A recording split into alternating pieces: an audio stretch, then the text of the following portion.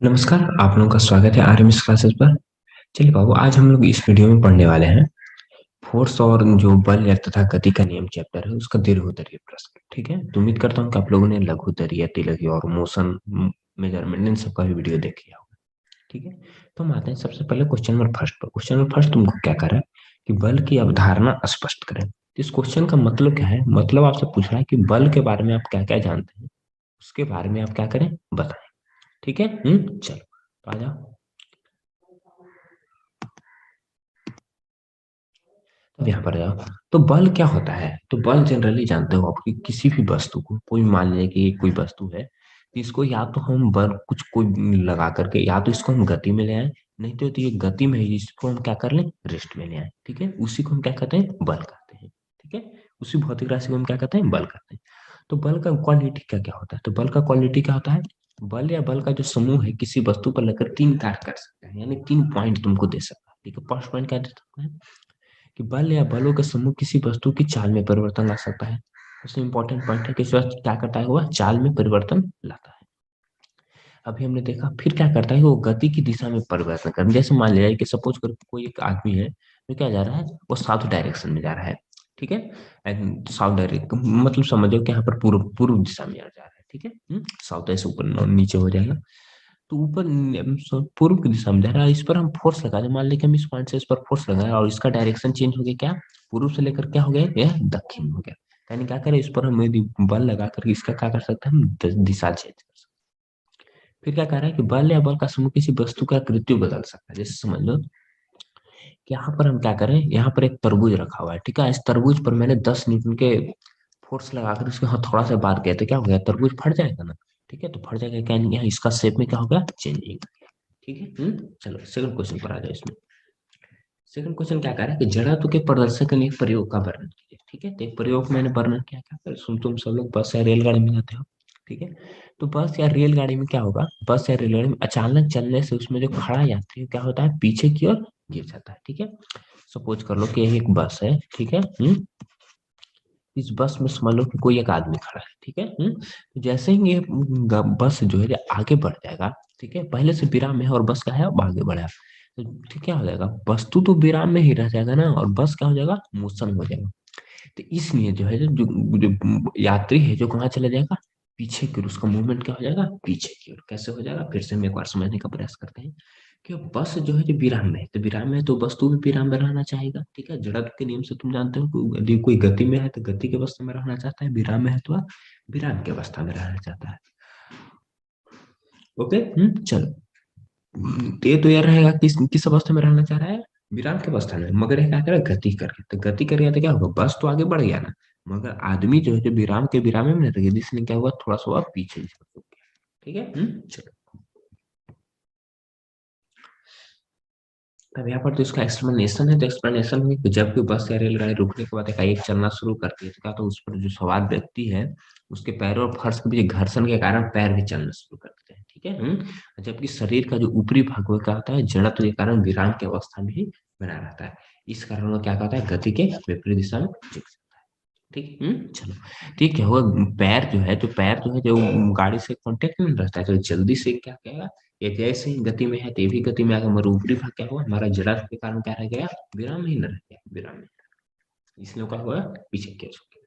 Third question पर आ जाते हैं कि न्यूटन के द्वितीय गति के नियम से बल तथा त्वरण के बीच संबंध स्थापित करें। ठीक है, तो संबंध स्थापित करने में तो हम सबसे पहले क्या करा है कि इसका पॉइंट पर आते हैं कि इसका पॉइंट क्या होगा इसे। तो पॉइंट में देखें, देखा जाएगा किसी वस्तु के संवेग में परिवर्तन की दर उस वस्तु पर लगे बल की क्या होता है, समानुपाती होता है, और वह परिवर्तन क्या होता है, उस बल की दिशा में ही होता है। ठीक है, तो सपोज कर लो कि हमने मान लिया कोई एक वस्तु है। ठीक है, सपोज कर लो कि यही एक वस्तु है। ठीक है, जिसका द्रव्यमान क्या है, m है।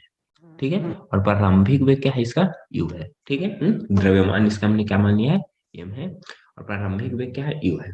और बाहरी बल इस वस्तु पर हमने क्या लगा लिया, f न्यूटन का फोर्स लगा लिया। f न्यूटन पर जैसे ही इसको फोर्स लगाया तो क्या हुआ, इसका वेग जो है जो चेंज होकर के क्या हो गया, टी समय में चेंज होकर के क्या होगा, उसका वेग जो है चेंज हो गया, उससे क्या हो गया, v हो गया। ठीक है, चलो। तब यहाँ पर हम जान जाते हैं कि स्टार्टिंग में इस वस्तु का संवेग क्या होगा, p बराबर mv से, तो क्या हो जाएगा, इससे पी है तो पी बराबर एम वी से प्रारंभिक समय क्या हो जाएगा, पी बराबर एम यू ना, एम यू हो गया। ठीक है। और टी समय के बाद इसका वेग चेंज हो क्या हो जाता है, भी ना। तो अब इसका संवेग क्या हो जाएगा, यदि पी वन इसको हम कहते हैं, ठीक है, और इसको पी टू कहते हैं, तो अब क्या हो गया, एम भी ना। तब हो गया एम भी, पहले से कितना था, एम भी था, अब क्या हो गया, एम यू था, अब हो गया एम भी। क्या कराएगा, टी समय में, ठीक है, टी है, ठीक है। तो टी समय में वस्तु के संवेग में परिवर्तन क्या होगा, P two minus P one.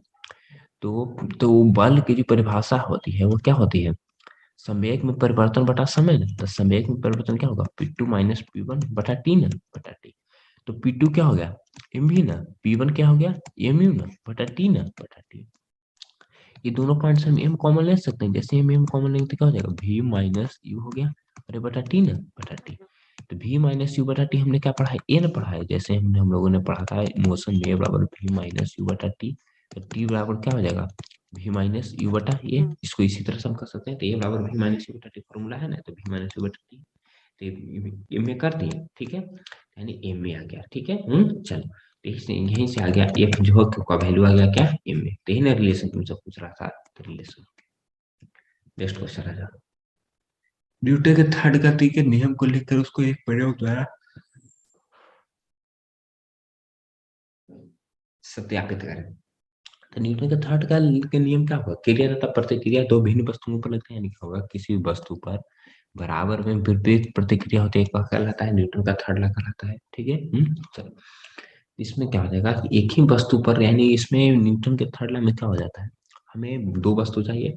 तो मान लिया जाए कि एक वस्तु है, इस पर यदि हम 5 न्यूटन का फोर्स लगा रहे हैं, ठीक है। तो ये भी जो वस्तु है जिस पर कितना लगाएगा, यदि कुछ कुछ से हम इस पर फोर्स लगाए, तो ये भी, ये जो वस्तु है ये भी इस पर कितना लगा, 5 न्यूटन का फोर्स लगा, भले ही अलग डायरेक्शन में, मगर 5 न्यूटन का ही फोर्स लगा है, ठीक है।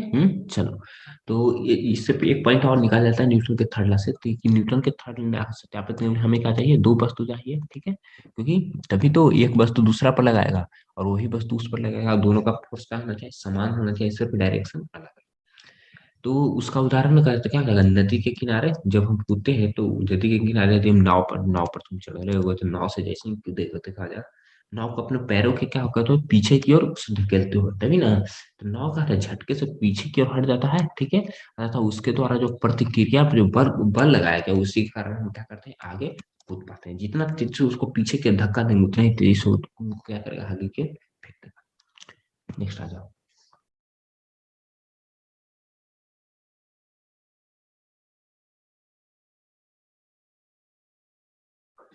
नेक्स्ट आ जाता है संवेग संरक्षण के सिद्धांत पर। तो संवेग संरक्षण के सिद्धांत तुमको क्या कर रहा है, संवेग संरक्षण का सिद्धांत क्या होता है, तुम सब लोग जानते हो कि क्या होता है, कि इसमें भी अगेन क्या हो जाता है, टकराने के पहले जितना भी मोमेंटम होगा उतना ही होगा क्या, मोमेंटम टकराने के बाद। तो इसका कहने का मतलब क्या है, यदि हम पॉइंट पर यदि समझना चाहें तो क्या होगा, जैसे ही मान लिया जाए कि कोई एक दो वस्तु ले, एक वस्तु ये हो गया, एक वस्तु हो गया, ठीक है। ये मान लिया कि एम है, इसका भी मास हो गया, ठीक है, एम वन, इसका मास क्या हो गया, एम टू, ठीक है। ये यू वन के स्पीड से चल रहा था, ये किसके स्पीड से चल रहा था, यू टू के स्पीड से, ठीक है। तो कुछ देर के बाद एक ये क्या हो गया, चलते रहा, ए का डायरेक्शन क्या है, ऐसे है, ए का डायरेक्शन क्या है, सॉरी, ए का डायरेक्शन है, दोनों की एक ही नहीं कर रहा है, एक ही सरल रेखा पर गति कर रहा है, ठीक है। दोनों का डायरेक्शन एक ही है। पर सपोज कर लेते हैं, इसका जो डायरेक्शन है क्या है, अलग है, ठीक है। मतलब इसका जो स्पीड है क्या हो, ज्यादा तेज होगा, तो क्या हो जाएगा, दोनों पॉइंट पर एक जगह जगह पर आकर के टकराएगा, टकराने के बाद फिर क्या होगा, दोनों साइड हट जाएगा, ठीक है। चलो, तो जब दोनों जब टकराने के बाद जब हटेगा, तो इसी का जो हमें कंजर्वेशन ऑफ मोमेंटम पूछ रहा है। तो हम लोग जानते हैं कि क्या होता है कि टकराने के पहले और टकराने के बाद क्या होता है, दोनों बराबर ना, यही हमें क्या करना है, इस क्वेश्चन में प्रूव करना है, ठीक है। चलो आगे आप तो ध्यान से देखना। हम लोग आ जाते हैं कि इसको हम कैसे प्रूफ कर पाएंगे, जो होता है समय समय कि टक्कर के पहले जितना होगा उतना ही टक्कर के बाद होगा। इसके लिए हम क्या करते हैं, इस वस्तु को हम ए नाम देते हैं, इस वस्तु को हम क्या नाम देते हैं, बी देते हैं। कि इसका जो मान लीजिए कि टक्कर के बाद इसका वेग क्या हो जाता है, इसका सपोज कर लो कि V1 हो जाता है, इसका सपोज कर लो कि क्या होता है, V2 हो जाता है, ठीक है। तो पहले एक आदि हम संवेग निकालें टक्कर के पहले, तो क्या हो जाएगा इसका संवेग, M1 U1 हो जाएगा, ठीक है। और बी का जो संवेग निकालना चाहे टक्कर के पहले, सपोज कर लो कि बी का, तो इसका क्या हो जाएगा, M2U2 नहीं, M2V2, ठीक है। और ए का टक्कर के बाद, ठीक है, टक्कर के बाद क्या हो जाएगा, M1V1 ना, M1V1, और इसका क्या हो जाएगा, M2V2 ना, M2V2, ठीक है। चलो, तो अब हम लोग क्या करते हैं कि ए में कितना संवेग पर परिवर्तन हुआ, तो संवेग परिवर्तन कितना हो जाएगा ए में, m1v1 माइनस m1u1 ना, m1u1, इसका क्या हो जाएगा m2v2 माइनस m2u2 ना, m2, ये सब इसका क्या होगा संवेग में परिवर्तन। ठीक है। चलो, तो इसमें क्या आ गया, इसमें तो हमने संवेग संरक्षण का सिद्धांत में यहाँ पर था, तो फिर टेक्निकल कुछ इशू आ गया था बाबू, तो फिर से नया वीडियो स्टार्ट करना पड़ा है।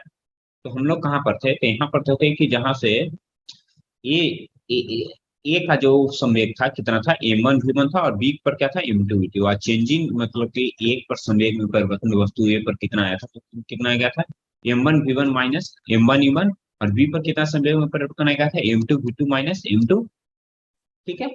ये तो हमने संवेग परिवर्तन निकाल लिया। ठीक है? अब हम जानते हैं बाबू कि जो जो वस्तु है, ठीक है, तो जब दोनों वस्तु टकराएगी तो दोनों पर न्यूटन के थर्ड लॉ के कारण भी फोर्स लगेगा। ठीक है।